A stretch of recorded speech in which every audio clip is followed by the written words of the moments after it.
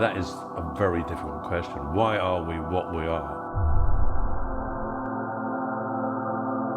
Surrealism has always been a part of my makeup.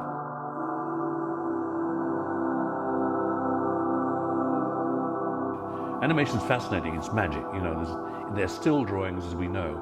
12 drawings, one after the other. They give the impression of movement.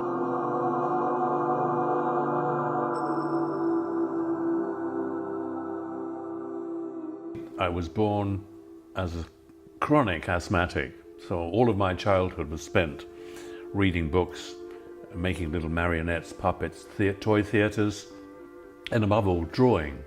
And I think drawing became my way of explaining the world to myself, and it still is in many ways. I could get my demons out as a kid, and a lonely kid, you know, by explaining everything on paper. So when I got to the age of 16, when a lot of people here go to university, I went straight into a job.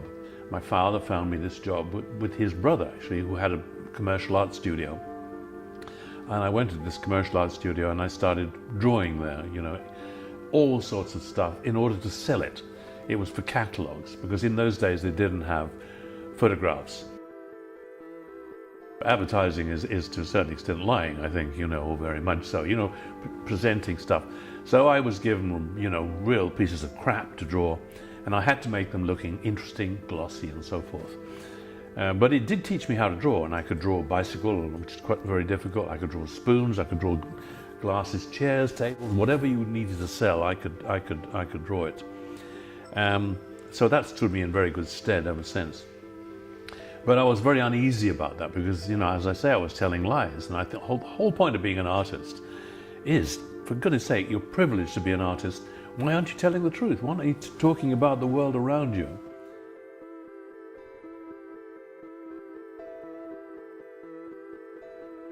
As a political caricaturist in the London press, various people, you know, came to me.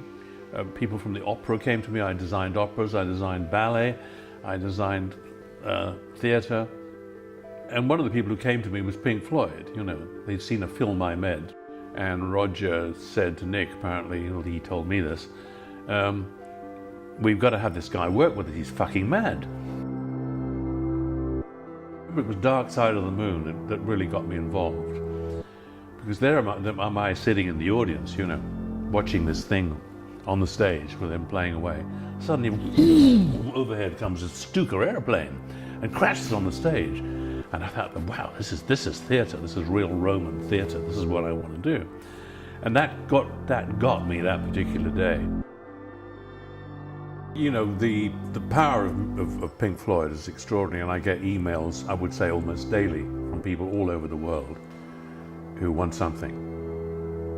Jim Hartley of the San Francisco Art Exchange got in touch with me, and he had an exhibition of my work, and we sold incredibly well, and he told me that we achieved record prices for rock art.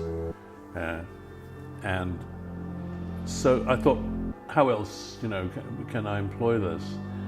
Most people don't have millions and millions of pounds or dollars to spend. So I try to find a way of making things more accessible. The great thing about a piece of art is, you know, if it's by Lautrec or Van Gogh or Rubens or any of the greats, they actually touch that bit of canvas. If you listen to a symphony by Holst or by Mozart, he didn't touch anything there, it's just being interpreted. A book is an interpretation. A painting is the real McCoy, is the real thing. You know, that guy actually stood in front of it. Toulouse-Lautrec stood there and he did that painting. I'm always very much aware of that. So anybody who orders anything gets a unique piece. There's only one piece in the world like that. Even if that artist repeated it again, it would still be different. We're not computers, and you know, there's always a difference in every piece of interpretation and so forth.